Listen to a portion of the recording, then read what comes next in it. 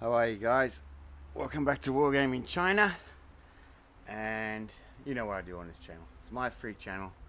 On I platform my understandings of China's war of resistance against Japanese aggression in China from 1941 to 1945. And as you can see before you, I use a lot of, well, I use only models, toy soldiers, scenery and terrain that I've made myself or created myself to use to explain and platform my understandings. Now, what you're looking at today is you're looking at the German 10.5 centimeter FH-18 howitzer. Now, because this is a German weapon, and because I try to keep my channel clear of any subjects that other people might tackle, this wasn't something that I really wanted to do. I'd rather show you more obscure stuff. But I was rained off work today, and I sat down and watched a few videos, and I watched a video from a channel with 250,000 subscribers that was talking about the arms that China bought. And it was a revelation to me because according to this channel, China bought 2,000 Opel Blitz trucks, almost 3,000 MG13s, and numbers like that would just seem so fantastic to me. But I'm not going to have to go totally, because at least he didn't say on the video that Germany had bought the 88mm Flak 18. So he wasn't a complete chump. However, I'm going to use the work of Ben Shi, Leslie Ness and Chris Chant to platform my understandings of this gun, of the 10.5 centimeter FH-18 in Chinese service. Now, the 105 millimeter FH-18 was actually still has a hell of a service life. I mean, it was still firing in Syria up until a couple of years ago. The list of its users is massive. Germany, Hungary, Bulgaria, Finland, Norway, Slovakia, Spain, Sweden, Romania, North Korea and Syria. Portugal was still using these guns in her colonial wars in Angola and Mozambique. And of course China bought these guns. Now, the Wehrmacht had decided prior to World War One that 10.5 centimeter was a good caliber for medium artillery, and that combined with 75mm would be sufficient to equip most field and howitzer regiments of the German army. Now,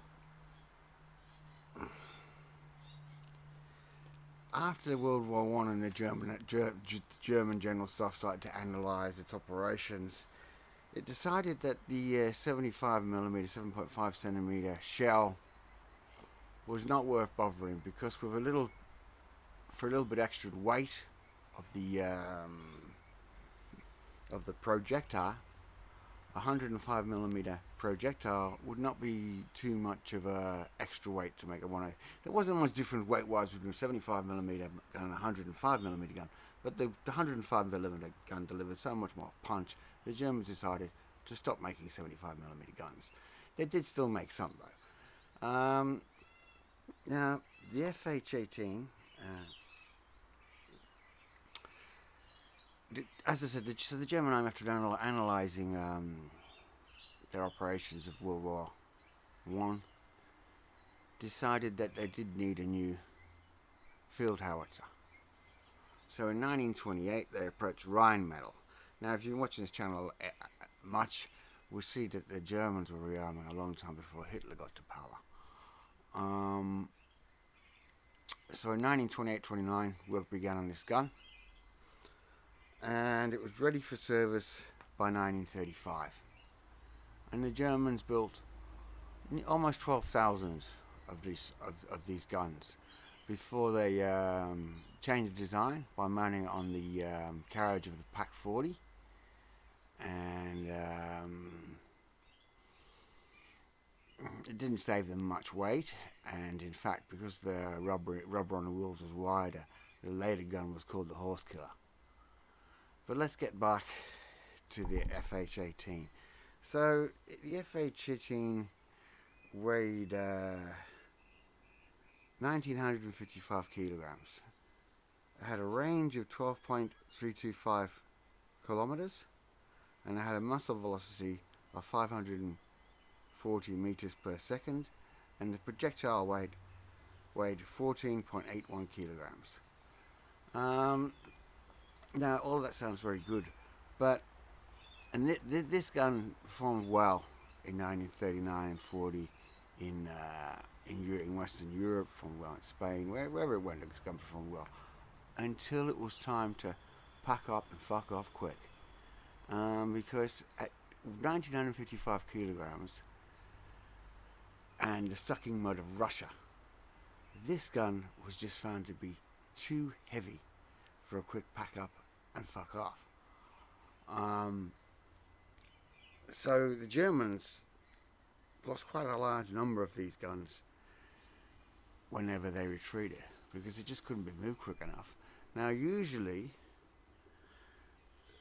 the Germans towed them with either horses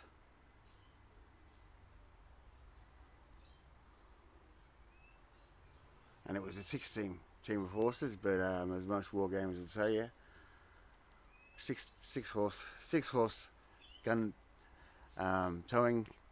6 horses take up too much space on the war games table, so I've got 4. Now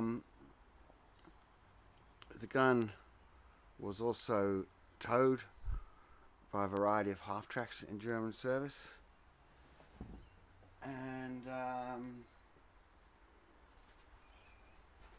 as I said, it soldiered on until the end of the war, and still being used in Syria.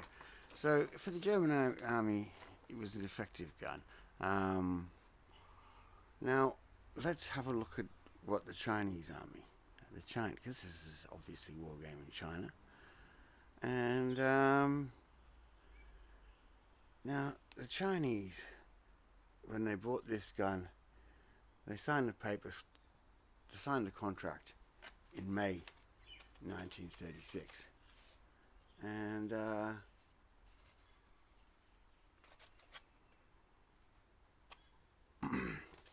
having signed a contract for 60 guns in May 1936, deliveries were slow, and in mid-1938 Germany cancelled the contract. Now, a lot of historians will tell you that this would have been because of pressure from Japan, but I don't think it was. I mean, I'm sure Japan did complain, but you've got to remember that Germany was a butter and guns economy. And Germany, as the National Socialists, as the Nazis do, they worship power. They believed in strength. And if we look at the war by mid-1938, it doesn't look like China is the strong man of the Far East anymore to Germany. It looks like Japan is. Now, as far as this, I'm going to get back to it. A lot of officers will say, "Oh, Japan kicked up a stink because of Germans' arms exports." Actually, that's not really true, because Japan was even taking on military contracts for China up until July 1937. So Germany was just stuck for money and probably got a better deal somewhere else for the guns that were due to go to China. So in the end, although China ordered 60, she received 40. And and the guns served in 4-gun battalions. And when the guns were bought, they were bought with 1,000 rounds of ammunition each. And I also bought the Henshaw 6x4 Model 33. I'll show you this. Now that's the truck China used to tow them. And if you want to know more about that truck, there's a channel called Resistance Remembered, and Andrew has done a whole video on that, and it's well worth watching. So there's the truck the Chinese used to tow their guns.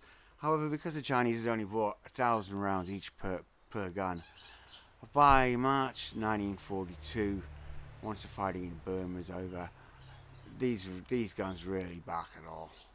What was left of those guns was what in 1949, when Mao, the communists, won the Civil War. Sometime after that, the FH-18s were sent to North Korea, along with the remaining ammunition, where they served in a limited role.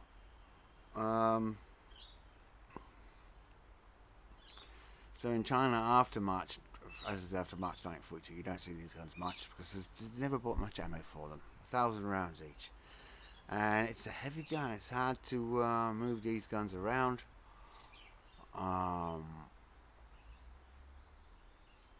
And although these guns did see service, you know, Taiwan, Changsha, plenty of engagements, the Chinese weren't into prolonged barrages. So the amount of rounds fired would have been very little compared to Western or Eastern armies fighting in World War II. Now,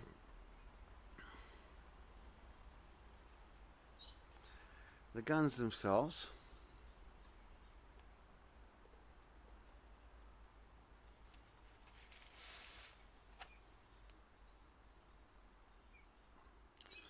are the Revell guns, and you get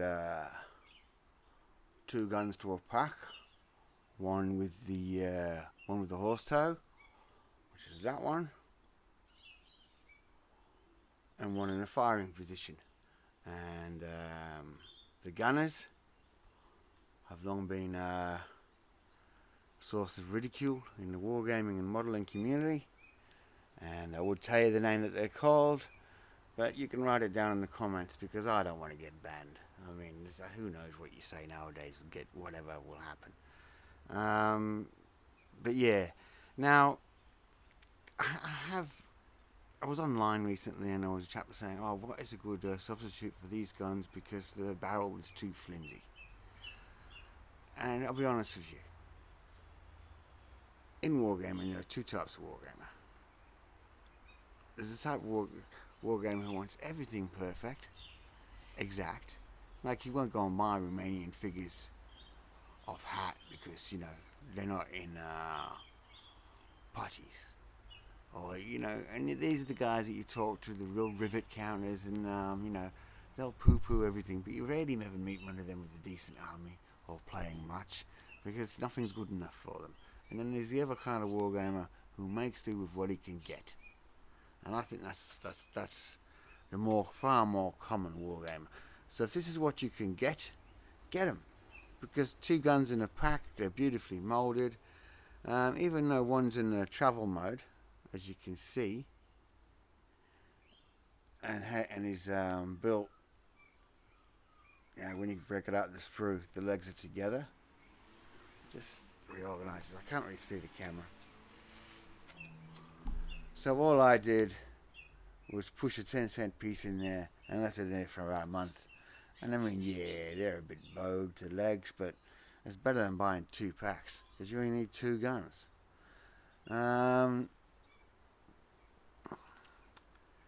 So yeah, I love the Revell one. I think it's a great kit. As you can see, I've got a vast amount of them, you know. And I'm going to be honest. Now, if you're going to paint these in Chinese service, and you want to paint them as Chinese guns, you can paint the crew as Germanized crew. The crew should look Germanized, but I have seen photos of all the gunners in black riding boots, as if they were cavalry. There's I think a Pathé Pacific news clip of it, and all the crew and officers are all wearing black cavalry boots. Mine are in gaiters and puttees, but as I said, and I've also seen them just in. Well, you couldn't see what footwear they were wearing, but you could see they weren't wearing the cavalry boots. Um, okay. What else is there to tell you about this gun? Nothing much else. It's a lovely model to have. A lovely model to make. It's still available. And, I mean, I've been fielding them on the battlefield for decades. And, not a bad choice for your Chinese army if you want to get so much. Remember, you only need 2 guns. Which is the beauty of a Chinese army. You never need to buy much equipment. Alright then, that's it for now. Hope you enjoyed that. Hope you subscribe. Take care. Bye.